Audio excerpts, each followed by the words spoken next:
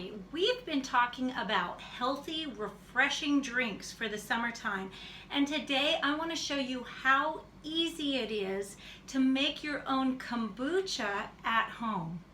Now, first off, what is kombucha? Well, kombucha is a black sweet tea that has been fermented. So it's highly probiotic. It's filled with really important enzymes for your body. And what's more, it has a lot of acids that are hard to get other ways from your food that are really healthy and important to good digestion and good metabolic function. It also becomes a nice carbonated drink for the summer, but it's healthy for you. Now, you're gonna see we do put sugar in this and black tea, and so most of you are gonna say, now wait a second, caffeine and black tea and sugar, how can that be healthy? Well, you have to remember, we're gonna ferment this, and the sugar is for the probiotics, the bacteria and the yeast that are gonna grow into this. They're not for you, so it's gonna eat a lot of that out. And oh, it's so delicious and so refreshing. It's a great way to wean your family off iced teas, sugary drinks, even those high sugar fruit drinks that a lot of children like. And I like to keep this on tap through the summer.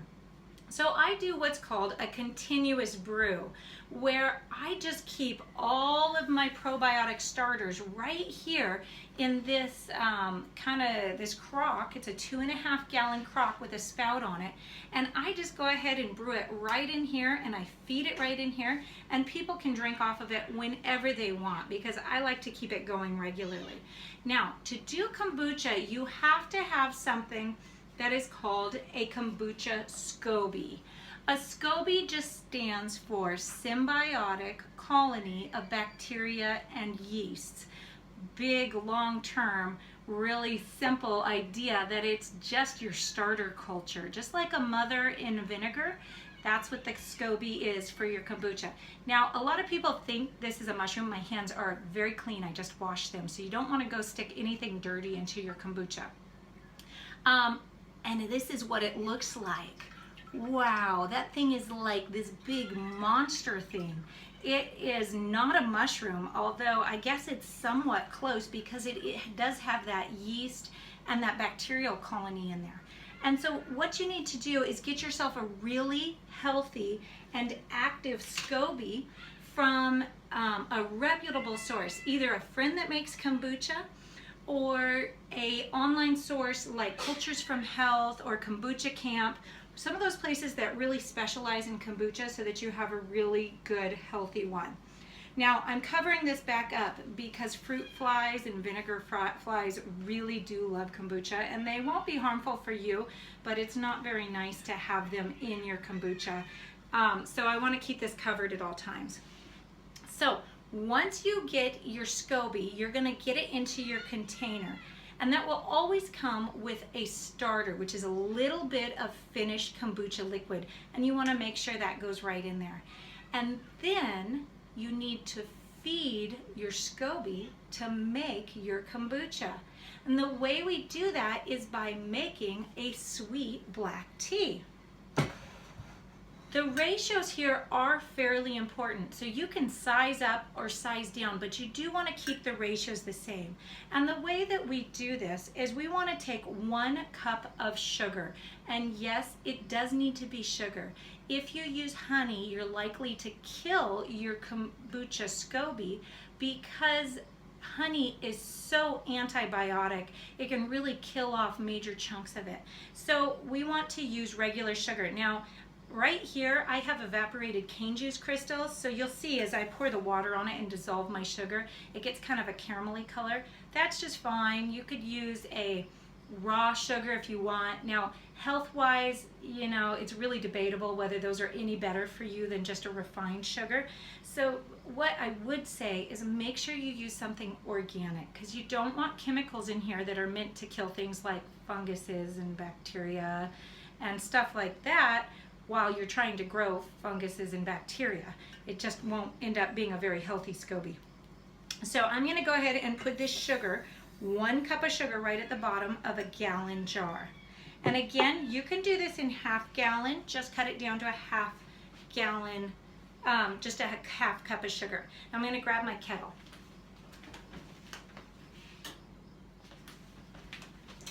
Now all I'm trying to do is dissolve my sugar. So I have boiling water here, and I'm just gonna pour that right over my sugar. You can see that nice kind of yellow, slightly caramelly color. And I don't have a gallon of boiling water. I only want to fill this about halfway.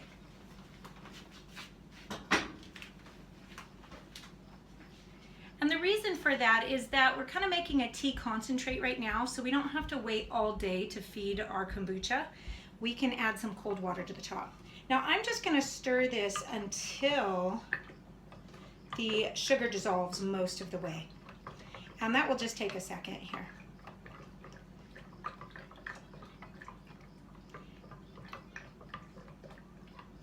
Now, if you were making sweet tea, you were making a gallon of sweet tea, and you put a whole cup of sugar in it, and then you were just going to feed that to your family, you know, we would all be going, oh my goodness, that's way too much sugar. But remember, the sugar is for the bacteria and the yeast. It's not for you. And while there will be some residual sugar to sweeten it up a little bit for you to drink, most of it is going to go to feeding the bacteria and the yeast. Now we need to add 6 black tea bags. And again, it's very important that these are organic, because non-organic black tea contains large amounts of fluoride, along with all of the other sprays and things that they use in growing the tea, which again just isn't helpful for growing bacteria and yeasts in your kitchen.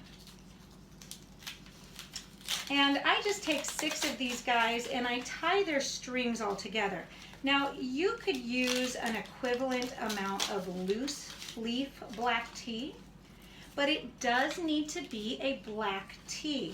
Please do not use a herb tea, as much as you love them, or a green tea or anything else. This is a very specific culture and it eats sugar and black tea. So you really need to use that if you want your kombucha to turn out right. And I'm just gonna put those guys in there, and I am going to go ahead and let that brew for 10 to 15 minutes. So here's one that I have that's already been brewing. And what we're going to do here is just go ahead and pull out those tea bags. You don't want those going into your kombucha crock there with your tea. So I'm gonna go ahead and pull those out. This is still warm, but I did this a while ago, so it's nicely brewed. And I am going to go ahead and pour in some cold water to fill it up. Now it's very important that your tea, when you feed it to your kombucha, is not really above body temperature, because you know your SCOBY is a living thing and you will kill it, you'll burn it, and then you'll end up with mold and all sorts of yucky stuff rather than a really good kombucha. And so this now is actually quite cool at this level. I can stick my finger right into it and it is very cool. So this is just fine. So this is how easy this is, guys, to make kombucha. I am just going to feed the sweet tea into the jar, into the big crock. I'm just gonna pour it right over the SCOBY and everything in there, and fill that right on up to the top. Put that all in. And now it is activating and eating and turning that sweet tea into a super, super healthy product. Now, if this is your first batch in this crock, I would highly recommend that you wait from about 5 to 7 days. If your family's not used to the flavor of kombucha, you can start drinking it a little bit earlier, but it will have more sugars in it because your yeasts and bacteria won't have eaten those sugars as much at that point. At about 5 to 7 days though, you will be ready to start drinking this as often as you want. And then you want to just make sure that you feed this about every week, you know, more or less. Keep it nice and good tasting. If you let it sit too long, it won't go bad. It takes a really long time to kill a kombucha SCOBY by letting it sit. Ask me how I know. I've had them sit around for over 6 months and still be great. But it will turn more into a vinegar than anybody can handle to drink. And so you want to go ahead and keep feeding it about every week so that it doesn't get too acidic and too vinegary. And oh, this is such a delicious drink.